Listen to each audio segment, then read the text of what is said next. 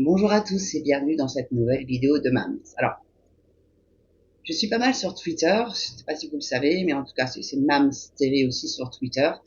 Et donc, j'ai un de mes abonnés qui a eu la gentillesse de m'envoyer ce petit article-là qui est assez intéressant, on doit dire, parce que bon, bah, l'Europe se mêle encore de ce qui ne la regarde pas et va encore vous faire payer plus cher vos pare-brise. Donc, merci à Cartofélière, euh, qui m'a gentiment transmis cet article-là. Donc c'est un article de l'internaute, pardon. Hein. Et bon, bah voilà, quoi, encore les sous-sous dans la poche de la von der Leyen et par ce biais, bien évidemment, de nos chers politiques. Donc, c'est un article donc de la rédaction qui a été mis à jour le 2 janvier 2024 à 13h54. Et le titre, je vous le donne en mille. Les pare-brises devront être changés plus souvent à cause de ce nouveau règlement de l'Union européenne. Ouais.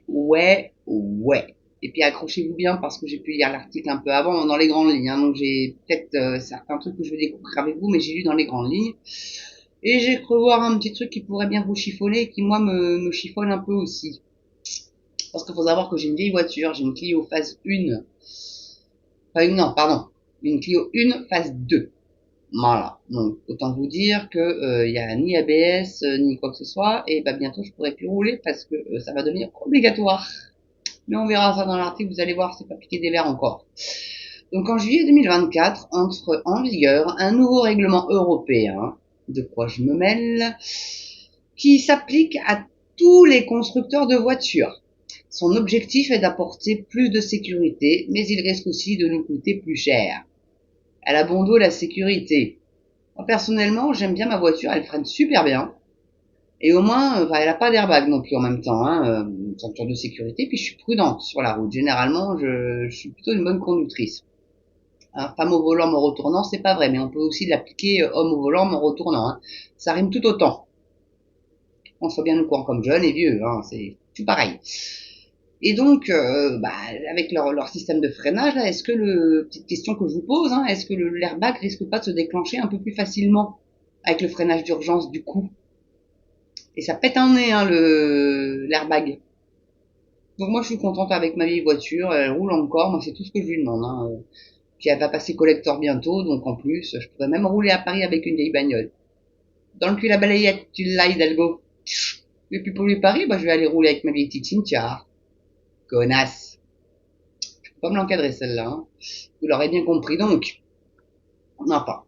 Donc le règlement général sur la sécurité routière de l'Union européenne, qui rentrera en vigueur en juillet 2024, exigera que toutes les nouvelles voitures vendues dans l'Union soient équipées de la sécurité standard, incluant au moins un système de freinage d'urgence automatique, l'AEB, un assistant de maintien de voie, LKA, et un régulateur de vitesse intelligent, ISA.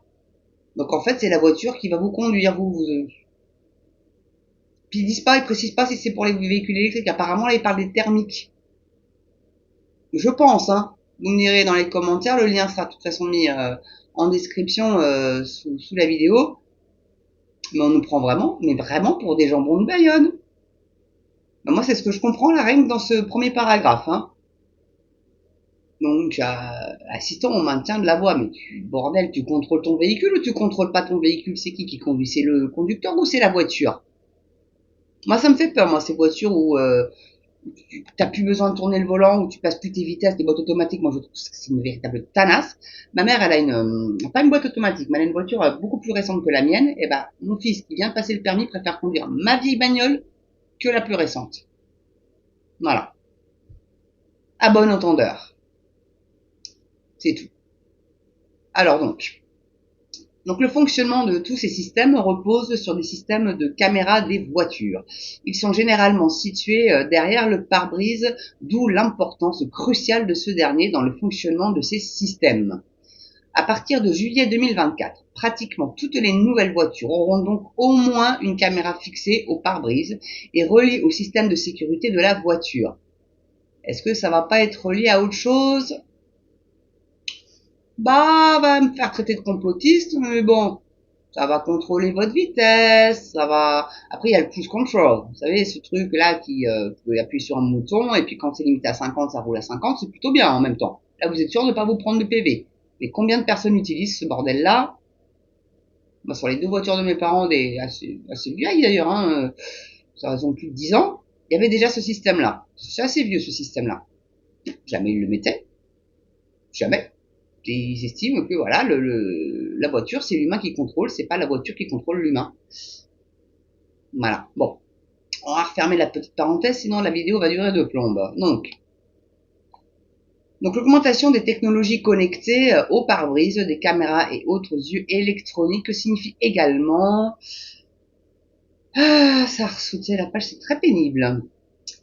Voilà, signifie également qu'à l'avenir, un seul impact de pierre pourrait suffire à remplacer le pare-brise. Les impacts de pierre dans le champ de vision de la caméra nécessitent un remplacement du pare-brise plutôt qu'une réparation, quelle que soit la taille de l'impact indiqué Carglass en Finlande. Donc on va en citer un autre, mondial pare-brise, pour pas faire de jaloux. Donc voilà, on a un petit impact, pour plus réparer, il faudra changer tout le pare-brise. Vous avez compris un peu l'arnaque? Donc ça va forcément vous coûter beaucoup plus cher. Hein. C'est voilà, l'assurance va prendre en charge, mais du coup les assurances vont monter. Donc est-ce que ça serait pas encore pour filer de l'argent au poteau tout ça? Hein, qu'est-ce que vous en pensez? Oh, hein, petite hypothèse comme ça. Mais enfin, donc l'expert en remplacement de pare-brise explique que ce changement affectera considérablement l'installation et la réparation des pare-brises, car les calibrages des caméras et des systèmes de sécurité de la voiture deviendront une étape encore plus cruciale de l'entretien. Si un pare-brise se brise à l'endroit où la lentille de la caméra ou son champ de vision, la caméra ne peut plus voir correctement et les systèmes de sécurité associés ne fonctionnent plus correctement. C'est comme si le conducteur de la voiture regardait le monde à travers des lunettes de la mauvaise puissance. Il est difficile d'estimer les distances, tout est flou, et finalement on commence à avoir mal à la tête à expliquer la société. Donc en fait, ça rend le véhicule encore plus dangereux, leur bordel.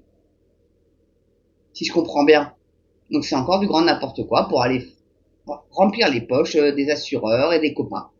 Moi, c'est ce que j'entends là.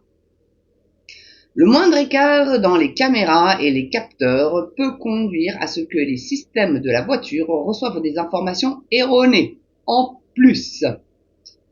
Donc cela peut se manifester de plusieurs manières, à commencer par le fait, par exemple, l'assistant de lumière ou détecteur de pluie ne fonctionne pas comme d'habitude. Dans le pire des cas, cela peut conduire à ce que la voiture ne reconnaisse pas normalement les obstacles, les autres voitures ou les piétons.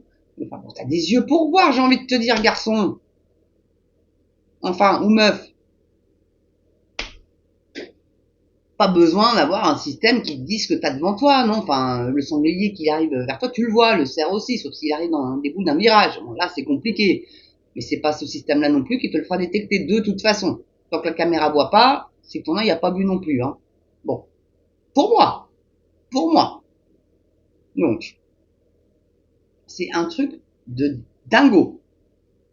Donc les autres voitures ou les piétons ne se cachent pas freiner, voilà, et ne sachent pas freiner d'urgence, pardon. Ou cela peut même conduire à ce qu'elle se dirige hors de la voie. T'as plus le contrôle de ton véhicule en fait. Les conséquences sont des dommages et des accidents inutiles et évitables. Pour le bon fonctionnement de ces systèmes de sécurité, il est important de vérifier régulièrement l'état du pare-brise lors de son nettoyage pour détecter des impacts de pierre et les bris.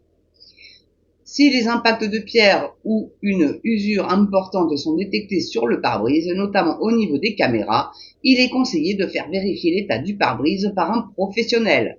Ça va être encore pour votre pomme au niveau des frais, vous avez bien compris. Après le remplacement du pare-brise, les systèmes de sécurité de la voiture doivent être recalibrés. L'automobiliste doit alors toujours recevoir un certificat de calibrage après le remplacement du pare-brise, attestant de la réussite du calibrage. C'est un facteur important de sécurité. Et dites-vous bien que les gendarmes et les flics, ils vont vous le demander. Est-ce que le pare-brise est bien calibré? Si c'est pas fait, vous allez vous prendre un PV et en plus avec obligation de faire changer tout le bazar. C'est pas belle la vie?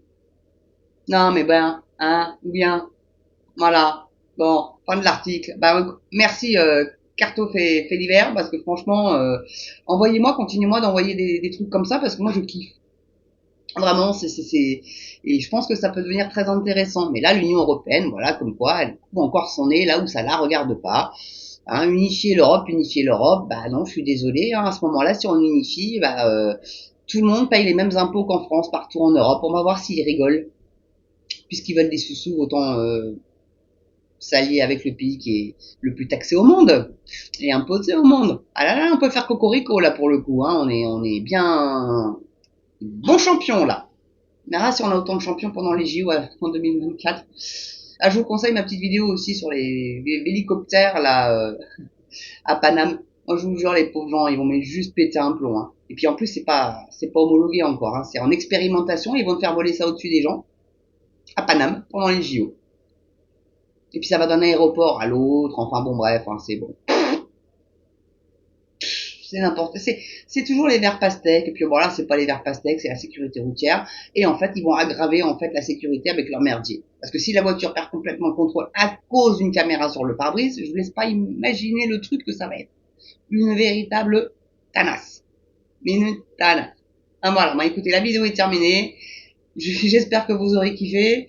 Moi, ça m'a quand même, quand il m'a envoyé ça, j'ai dit, mais non, c'est pas possible, ils vont quand même pas aller jusque là. Et bah, si. Et à mon avis, c'est pas fini. C'est pour ça tous les scandales de Pardieu, les machins, les trucs. C'est pour nous faire oublier ce qu'ils veulent essayer de nous faire passer en douce. Et heureusement qu'il y a Twitter X, moi je vous le dis. Heureusement qu'il y a des tweetos qui sont alertes et qui vont surveiller des trucs. Heureusement. Moi aussi, hein, j'essaye de faire mon maximum. Mais là, honnêtement, merci à lui encore. Un grand merci à toi. Donc voilà, c'était tout pour cette vidéo.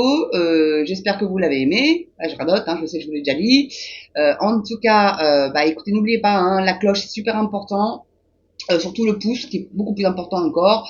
Oui, parce que c'est la cloche, en fait, si vous voulez être averti de ma prochaine vidéo, si vous aimez bien ce que je produis comme vidéo. Et puis bah, l'abonnement aussi, c'est sympa. Petit commentaire en bas. Et puis à partir de maintenant, bah, pouvez faire le Super Thanks sur mes vidéos. Donc c'est un petit cœur qui est à droite du pouce, un peu à droite du pouce. Et puis bah, donnez ce que vous voulez. Comme ça, bah, je peux améliorer moi la qualité de mes vidéos en achetant un matériel bien plus perfectionné. Et puis faire de la meilleure qualité. Et vous distraire un petit peu plus et vous informer un peu mieux, on va dire. Voilà, mais c'est vous donnez ce que vous voulez absolument. Hein. C'est 1 euro, 2 euros, 10 euros, je vous demande pas une fortune.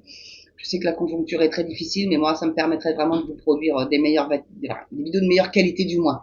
Voilà. Donc, bah, sur ce, je vous embrasse. Je vous souhaite de passer une belle journée ou une belle soirée selon l'heure à laquelle vous regardez cette vidéo. Et je vous dis à très bientôt sur Mams TV. Ciao!